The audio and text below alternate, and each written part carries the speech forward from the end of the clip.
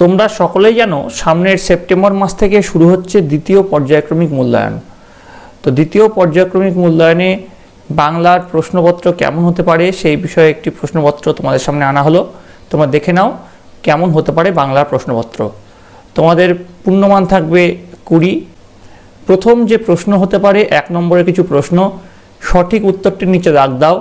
পরীর দল খোলা আকাশের নিচে গাছের ডালে ডালে নাকি গাছের কোটরে কোটরে থাকে। তারপরের প্রশ্ন, যেদিন ঝড় উঠল সেদিন ছিল বর্ষার রাত নাকি শীতের রাত। যেটা হবে তার নিচে তোমাদেরকে এখানে দাগ দিতে হবে। তারপরের প্রশ্ন, নৌকার মালিকের নাম আশু নাকি মধু নাকি শ্যাম। এখানে হয়ে গেল 3 নম্বর। এবার যে কোনো 4টি প্রশ্নের উত্তর দাও। এখানে দেখো তোমাদেরকে 5টা প্রশ্ন দেওয়া হয়েছে, তার মধ্যে যে কোনো 4টে প্রশ্নের উত্তর তোমাদেরকে দিতে হবে। এখানে প্রতিটি প্রশ্নের মান আছে 1 করে। কুজন কথার অর্থ কি? কুজন কথার অর্থটা তোমরা এখানে লিখবে। তারপরে খ দেখো, কে সোনার নাম রেখেছিল নদী মাতৃকা। এর উত্তরটা তোমরা তার নিচে লিখে দেবে। মাঠের চেয়ে বড় কে? তার উত্তর তোমরা এখানে লিখবে। লিপিদের বাড়ির পাশের বাগানটা কাদের? উত্তরটা তোমরা এখানে লিখবে। নৌকাযাত্রা কবিতাটি কার লেখা? এই 5টার মধ্যে যে কোনো 4টে প্রশ্নের উত্তর তোমাদেরকে লিখতে হবে। তারপরে অর্থ দেখো, আচমকা। আচমকার অর্থ কি? যে কোনো 3টে এখানে বলেছে, 4টে আছে তার মধ্যে যে কোনো 3টে। আচমকার অর্থ কি? বিদঘুটে মানেটা কি? ডিঙি মানে কি? আশ্চর্য মানে কি? সে মানে তার মানেগুলো এখানে পাশাপাশি লিখতে হবে। এবার চলে আসছে 4 নম্বর, বিপরীত শব্দ লেখো। যে কোনো 3টি, এখানেও 4টে আছে, তার মধ্যে যে কোনো 3টি এখানে লিখতে হবে। প্রথম যে প্রশ্নটা আছে আসল। আসলের বিপরীত কি? মানে বিপরীত বলতে উল্টো। আসলের উল্টো কি হবে? আমরা সকলে জানি আসলের উল্টো নকল, তো সেটা তোমরা এখানে লিখবে। শান্তির উল্টো কি হবে সেটা তোমরা এখানে লিখবে। মিথ্যের উল্টো কি হবে সেটা তোমরা এখানে লিখবে। উচিতের উল্টো কি হবে সেটা তোমরা এখানে লিখবে। এবার তোমাদেরকে এখানে কিন্তু 3টে প্রশ্ন বলেছে। তোমরা যদি এক্সট্রা 4টে করে আসো তাতেও কোনো অসুবিধা নেই, তোমরা যদি 3টে করো তাতেও কোনো অসুবিধা নেই। 4টে করলেও তোমরা 3 পাবে, 3টে করলেও তোমরা 3 পাবে। এরপর আসছে বর্ণ বিশ্লেষণ। আশা করি তোমরা সকলে বর্ণ বিশ্লেষণ জানো। প্রথমের যে বর্ণ বিশ্লেষণটা আছে এটা হচ্ছে তেপান্তর। তেপান্তরের বর্ণ বিশ্লেষণ সেটা তোমরা এখানে করবে। এরপর আছে ক্লোরোফিল। ক্লোরোফিলের বর্ণ বিশ্লেষণ তোমরা এখানে লিখবে। তারপর আছে দেখো 6 নম্বর, এলোমেলো বর্ণগুলি সাজিয়ে শব্দ তৈরি করো। দেখো এখানে এলোমেলো কিছু বর্ণ আছে, ল, তয়াকার, কয়াকার, তালবেশ্বয়, দীর্ঘী। এই শব্দগুলো যে সাজিয়ে, বর্ণগুলো সাজিয়ে একটা অর্থপূর্ণ শব্দ তৈরি করতে এখানে তোমাদেরকে বলা হয়েছে। এখানে 2টো আছে, তার মান আছে 2। তারপরে দেখো খ নম্বরে আছে চ, কয়াকার, ম, আ। তো এইটা দেখো সাজিয়ে, যেমন ধরো এটা ধরো আমরা আ আগে লিখলাম, তারপরে আ, তারপরে চ লিখলাম, তারপরে ম লিখলাম, তারপরে কয়াকার লিখলাম, আচমকা হয়ে গেল। ঠিক তেমনি এগুলো সাজিয়ে তোমাদেরকে লিখতে হবে। বোঝা গেছে? এরপরে দেখো পরবর্তী যে প্রশ্ন, 7 দাগের যে প্রশ্ন, যে কোনো একটি প্রশ্নের উত্তর দাও। এখানে দেখো প্রতিটি প্রশ্নের মান আছে 3 করে। তো প্রথম যে প্রশ্নটা আছে, এক সময়ে গাছেরা কিভাবে চলাফেরা করত? গাছেরা কিভাবে বুড়ো লোকেদের উপকারে আসতো? তো প্রথমের যে প্রশ্নটা তার উত্তরটা লিখবে, দিয়ে প্যারাগ্রাফ চেঞ্জ করে এই যে দ্বিতীয় যে প্রশ্নটা আছে, অর্থাৎ গাছেরা কিভাবে বুড়ো লোকেদের উপকারে আসতো, সেই প্রশ্নের উত্তরটা তোমরা এখানে লিখবে। তাহলে 2টো প্রশ্নের উত্তর একসঙ্গে এখানে লিখবে, তার মান আছে 3। এটা হচ্ছে একটা প্রশ্ন। আর অথবা তোমরা লিখতে পারো, টিকা লিখতে পারো সেক্সট্যান্টের উপরে। সেক্সট্যান্টের উপরে টিকা তোমরা লিখতে পারো, এখানেও কিন্তু মান আছে 3। তো এই গেল তোমাদের একটি প্রশ্নপত্র যার মান হচ্ছে 20। তোমাদের জন্য আরও কিছু মডেল প্রশ্নপত্র, কিছু সাজেশান শেয়ার করছি। আশা করি এই সাজেশানের মধ্যে থেকেই তোমাদের প্রশ্ন আসবে, তোমরা এই প্রশ্নগুলো ভালোভাবে করে যাবে পরীক্ষার জন্য। এবার দেখো প্রথম প্রশ্ন কি বলেছে, গাঁয়ের লোক হাঁপ ছেড়ে বাঁচল। কখন গাঁয়ের লোক হাঁপ ছেড়ে বাঁচল? এই দেখো এই প্রশ্নটার কথা বলছি আমি। এই দেখো দাগ দিয়ে দিচ্ছি, কখন গাঁয়ের লোক হাঁপ ছেড়ে বাঁচল। তো দেখো এর উত্তর আমি লিখেছি 1.1-এর উত্তরটা কি লিখেছি দেখে নাও। গৌরী ধর্মপালের লেখা সোনা গল্পে সরকারের লোকেরা যেদিন পাত্তারি গুটিয়ে তাঁবু উঠে চলে গেল তাঁবু উঠিয়ে হবে এটা, হ্যাঁ। তখন গায়ের লোক হাঁপ ছেড়ে বাঁচল, তখন গায়ের লোক হাঁপ ছেড়ে বাঁচল। এটা তোমরা পজ করে লিখে নেবে। তারপরে দেখো পরের প্রশ্ন কি বলেছে, জীবনভর শব্দের অর্থ কি, শব্দটি ব্যবহার করে একটি বাক্য রচনা করো। জীবনভর শব্দের অর্থ কি দেখে নি। জীবনভর শব্দের অর্থ হলো, জীবনভর শব্দের অর্থ হলো সারা জীবন। জীবনভর দিয়ে একটা বাক্য কি, জীবনভর দিয়ে একটা বাক্য কি লিখেছি আমি, আমি জীবনভর সত্য কথা বলতে চাই, আমি জীবনভর সত্য কথা বলতে চাই, এটা হচ্ছে জীবনভর দিয়ে বাক্য। ঠিক আছে, তাহলে তার অর্থ কি হয়েছিল, সারা জীবন। এবার দেখো নেক্সট প্রশ্নতে চলে যাচ্ছি আমরা। এবার কি মনে করে, এবার কি মনে করে এই প্রশ্নের উত্তরে শ্রোতা কি বলেছিলেন, এই প্রশ্নের উত্তরে শ্রোতা কি বলেছিলেন দেখি। আগে দেখি উদ্ধৃতিটা কোথা থেকে নেওয়া হয়েছে। দেখো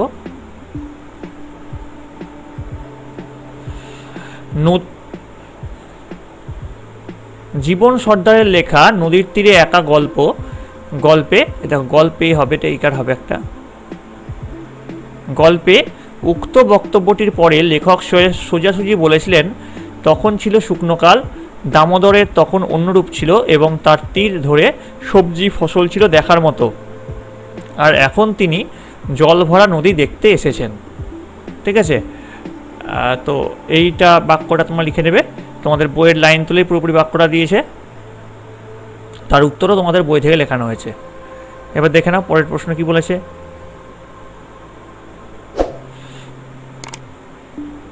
এবার দেখো 1.4 প্রশ্ন কি বলেছে, আমি তবে 100টা দাঁড় আটি, পাল তুলে দিই 4টে 5টা 6টা, কেন কথক এমনটা করতে চাই। তো দেখে নি কথক কেন এমনটি করতে চাই, দেখে নি 1.4।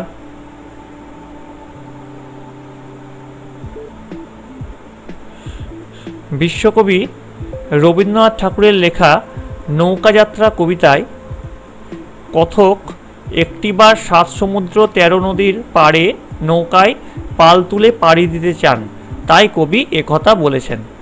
তাহলে কি বললাম, বিশ্বকবি রবীন্দ্রনাথ ঠাকুরের লেখা নৌকাযাত্রা কবিতায় কথক একটিবার 7 সমুদ্র 13 নদীর পাড়ে নৌকায় পাল তুলে পাড়ি দিতে চান, তাই কবি একথা বলেছেন। ঠিক আছে, এবার পরের প্রশ্নে চলে যাচ্ছি। পরের প্রশ্ন এখানে কি বলেছে দেখো, পরের প্রশ্ন আছে সেক্সট্যান্টের কাজ কি, সেক্সট্যান্টের কাজটা কি। এই দেখো এই প্রশ্নটা, সেক্সট্যান্টের কাজটা কি আমাদের দেখতে হবে। সেক্সট্যান্টের কাজ দেখে নি। সেক্সট্যান্ট যন্ত্রের সাহায্যে সূর্য ও অন্যান্য নক্ষত্রের কৌণিক উচ্চতা মাপা হয়। সেক্সট্যান্ট যন্ত্রের সাহায্যে সূর্য ও অন্যান্য নক্ষত্রের কৌণিক উচ্চতা মাপা হয়। দেখো এই প্রশ্নের উত্তর এটা। ঠিক আছে, কৌণিক উচ্চতা মাপার কাজে সেক্সট্যান্ট যন্ত্র কাজে লাগে। এবার দেখো নেক্সট প্রশ্ন চলে যাচ্ছি। পর্যটন কবিতায় মহেশ দাসের গন্তব্য কোথায়। এই যে পর্যটন কবিতাতে মহেশ দাসের গন্তব্য কোথায় সেটা তোমাদেরকে লিখতে বলেছে। এগুলো কিন্তু প্রত্যেকটার প্রশ্নের মান 2, সেই মতো তোমাদের ছোট ছোট করে উত্তর লিখতে হবে। দেখো লিখবে, দাঁড়াও, কবি নীরেন্দ্রনাথ চক্রবর্তীর লেখা পর্যটন, পর্যটনটা দাঁড়াও, এই দেখো কবি নীরেন্দ্রনাথ চক্রবর্তীর লেখা পর্যটন, পর্যটনটা এরকম দিবে। পর্যটন কবিতায় মহেশ দাসের গন্তব্য হলো মার্কিন যুক্তরাষ্ট্রের নিউ মেক্সিকো প্রদেশের রাজধানী শহর অর্থাৎ সান্টাফে। তাহলে কবি নীরেন্দ্রনাথ চক্রবর্তীর লেখা পর্যটন কবিতায় মহেশ দাসের গন্তব্য হলো মার্কিন যুক্তরাষ্ট্রের নিউ মেক্সিকো প্রদেশের রাজধানী শহর, যেটার নাম হচ্ছে সান্টাফে, সেখানে তার গন্তব্য। এবার দেখো কি বলেছে নেক্সট প্রশ্ন। এমনকি বুড়ো লোকের উপকারেও আসতো গাছেরা। গাছেরা কিভাবে বুড়ো লোকের উপকারে আসতো দেখে নি। গাছেরা কিভাবে বুড়ো লোকের উপকারে আসতো।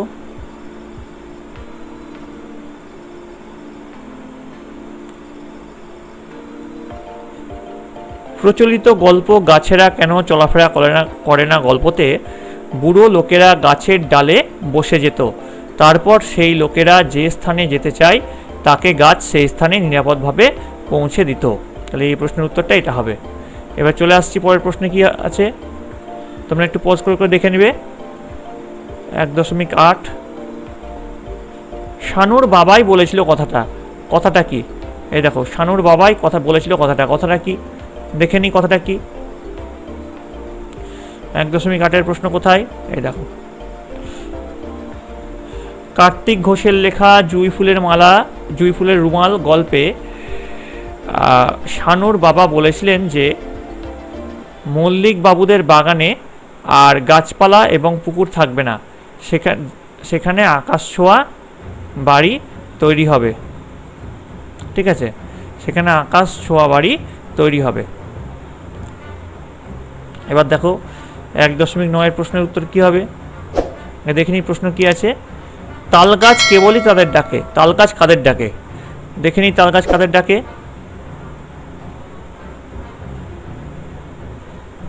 অবনীন্দ্রনাথ ঠাকুরের লেখা সাথী গল্পে শরতের মেঘ আর বলাকাদের তালগাছ পাতা নাড়িয়ে ডাকে।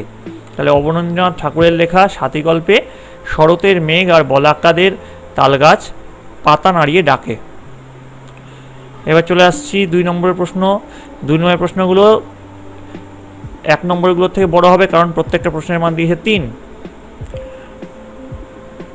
2.1 বলেছে সংস্কৃতের দিদিমণির নাম রেখেছেন নদীমাতৃকা। কেন তিনি এমন নাম রেখেছেন? কেন রেখেছেন নাম দেখে নি। দেখো 2 প্রশ্ন কোথায়, এ দেখো, গৌরী ধর্মপালের লেখা সোনা গল্পে সোনা যেখানেই থাকুক নদীকে কেউ নোংরা করলে বাঘিনীর মতো ছুটে আসে। সোনা বড় হয়ে নদীকে পরিষ্কার রাখার চেষ্টা করে, সবার মধ্যে প্রচার করে কেউ যাতে নদীকে নোংরা না করে। পাঠশালার সংস্কৃতের দিদিমণি তাই সোনার নাম রাখেন নদী মাতৃকা, অর্থাৎ নদী যে মেয়ের মা। ঠিক আছে, এইটুকু লিখলেই এই উত্তরটা হয়ে যাবে। এবার দেখো পরের প্রশ্ন কি বলেছে। ভালো তো নয় বাঁকা সোজা সহজ পথের থেকে, কথাটির তাৎপর্য কি? দেখো,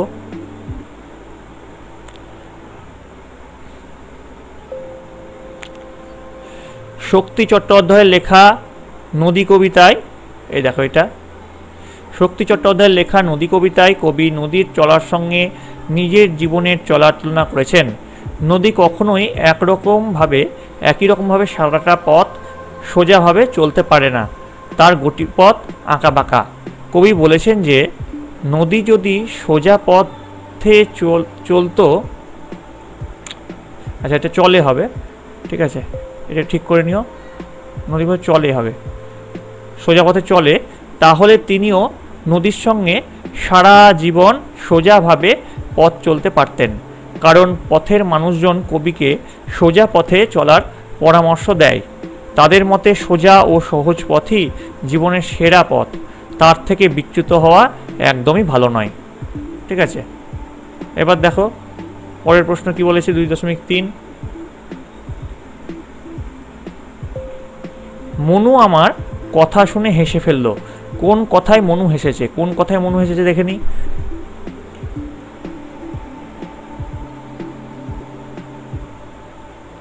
দেখো, জীবন সর্দারের লেখা নদীর তীরে একা গল্পের লেখক যখন মনু মাঝিকে বলেছিলেন দামোদরের চরে ওই যে আসানসোল থেকে আদ্রা লাইনে, অনলাইনে হয়ে গেছে, দাঁড়াও,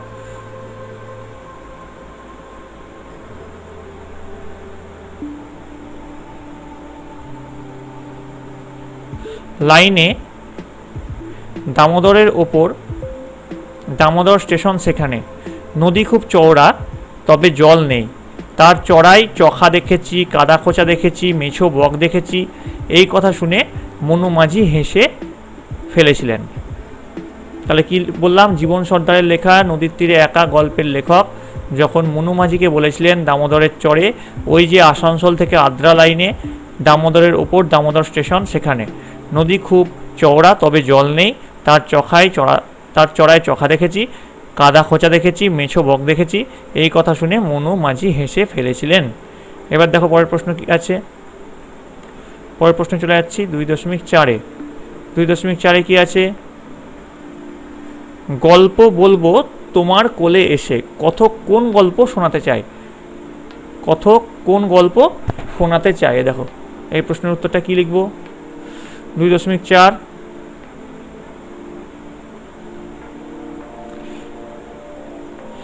বিশ্বকবি রবীন্দ্রনাথ ঠাকুরের লেখা নৌকাযাত্রা কবিতায় কথক শ্যামা আর আশুকে সঙ্গে করে নিয়ে 7 সমুদ্র 13 নদীর পাড়ে পাড়ি দিতে চান। তারা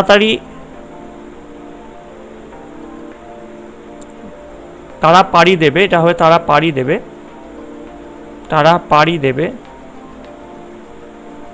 এখানে মাঝখানে একটা ফাঁক দিবে। তারা পাড়ি দেবে, তারা পাড়ি দেবে নতুন রাজার দেশে, তারা পাড়ি দেবে নতুন রাজার দেশে। ভোরবেলা নৌকা ছেড়ে তীরপূর্ণির ঘাট তেপান্তরের মাঠ পেরিয়ে তারা চলে যাবে। সন্ধ্যাবেলায় তারা যখন ফিরে আসবে তখন মায়ের কোলে বসে এই বেড়ানোর গল্প সে বলবে। ঠিক আছে, একটু টাইপিং মিস্টেক হয়ে গেছিলো, তোমরা ওটা ঠিক করে নিও। তারপরে আছে 2.5। দেখো 2.5-এ কি আছে?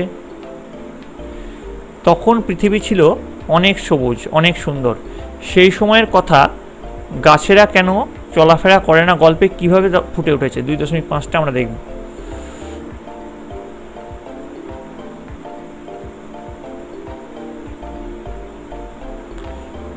প্রচলিত গল্প গাছেরা কেন চলাফেরা করে না গল্পে খুব প্রাচীনকালে গাছেরাও মানুষ ও অন্যান্য জীবজন্তুদের মতো চলাফেরা করতে পারত। তখন পৃথিবী এখনকার থেকে অনেক বেশি সুন্দর ছিল। গাছ ও মানুষ একে অন্যের উপকারী বন্ধু ছিল। এছাড়া যানবাহন না থাকায় মানুষকে হেঁটে হেঁটে দূর দূরান্তে যেতে হতো। তাদের মালপত্র গাছের ডালে ঝুলিয়ে দিলে গাছেরা সেগুলো বয়ে নিয়ে যেত। আবার বুড়ো লোকেদের ও গাছের ডালে বসিয়ে বয়ে গন্তব্যস্থলে নিয়ে যেত। তো এটাই বলা হয়েছে। এবার দেখি 2.6-এর প্রশ্ন কি আছে। 2.6 আছে একা একা থাকতে নেই গল্পে বর্ষার রাতে কি ঘটেছিল দেখে নি। বর্ষার রাতে কি ঘটেছিল দেখে নি আমরা।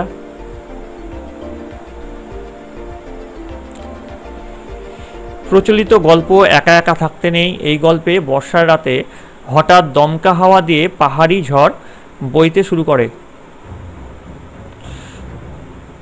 দমকা হাওয়া দিয়ে পাহাড়ি ঝড় বইতে শুরু করে। তারপরে কি হয়েছিল? সেই হাওয়ায় দাপটে সব ওলট পালট হয়ে গিয়েছিল। মাঠের গাছপালা কাঁপতে শুরু করেছিল। বর্ষার রাতে এইগুলি হয়েছিল। তাহলে এই প্রশ্নের এইটুকু উত্তর লিখলেই হবে। ঠিক আছে, এবার পরেরটা দেখে নিই কি আছে। 2.7 আজ কি আরাম। আরাম কবিতায় শিশুটি আরাম বোধ করে কেন? কেন আরাম বোধ করে দেখি।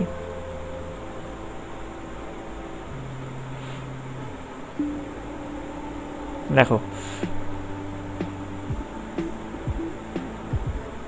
শঙ্খ ঘোষের লেখা আরাম কবিতায় পাখির ডাকে ঘুম ভেঙে জেগে ওঠে একটি শিশু। দেখে তার দুপাশে বাবা মা শুয়ে রয়েছে। পাশের ঘরে তার দিদি অসারে ঘুমাচ্ছে, আর এই ঘরে পুতুলগুলো টুংটাং শব্দে নেচে উঠেছে। একদিকে মুসলমানদের আজান আর অন্যদিকে রাম সীতার গান চলছে, তাই শিশুটির খুব আরাম বোধ হচ্ছে।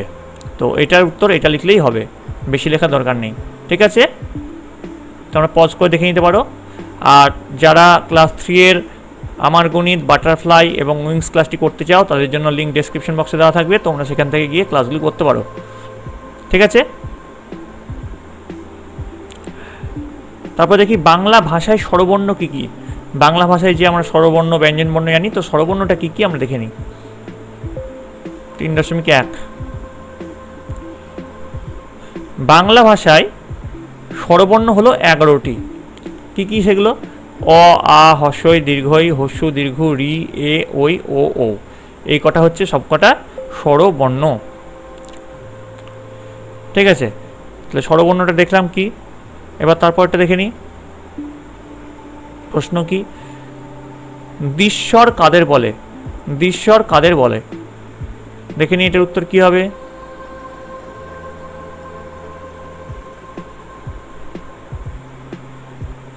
যে স্বরধ্বনির মধ্যে দুটি স্বরধ্বনি থাকে তাকে দ্বিস্বর বলে। যেমন ও মানে হচ্ছে ও যোগ হস্যু, আর ওই মানে হচ্ছে ও যোগ হস্যইকার, তাহলে কি এগুলো হচ্ছে দ্বিস্বর।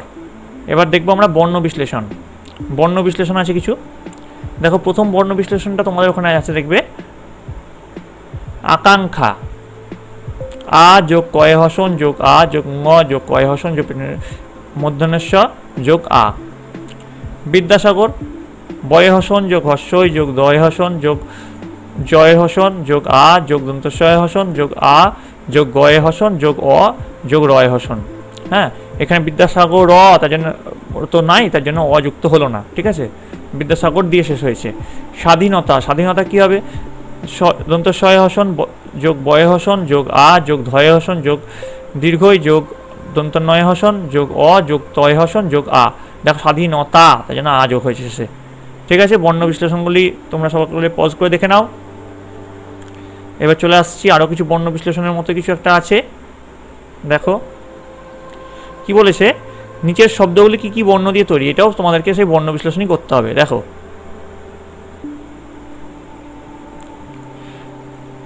অসাবধানী, অ দন্তস্বয় হসন আ বয় হসন যোগ অ যোগ ধয় হসন যোগ আ যোগ দন্তন্বয় হসন যোগ হস্যই। ঠিক আছে, তারপরটা আছে বিপর্যস্ত, ব যোগ হস্যই বয় হসন যোগ হস্যই যোগ পয় হসন যোগ অ যোগ রয় হসন যোগ জয় হসন যোগ অ যোগ দন্তস্বয় হসন যোগ তয় হসন যোগ অ। এবার দেখি বিপর্যস্তর পরে কি আছে, তারপরে আছে অবস্থান, অবস্থান কি হবে, অ যোগ বয় হসন যোগ যোগ দন্তস্বয় হসন যোগ থয় হসন যোগ আ যোগ দন্তনয় হসন। তারপরে কি আছে সমুদ্র, দন্তস্বয় হসন যোগ অ যোগ দন্তস্বয় হসন যোগ হস্যু যোগ দয় হসন যোগ রয় হসন যোগ অ। ঠিক আছে, এটাই হবে তোমাদের এখানকার বর্ণ বিশ্লেষণ, মানে কি কি বর্ণ দিয়ে তৈরি আছে সেটা তোমাদেরকে লিখতে বলেছে। তাহলে ভিডিওটি যদি তোমাদের ভালো লেগে থাকে অবশ্যই লাইক করবে এবং বন্ধুদের কাছে অনেক অনেক শেয়ার করবে।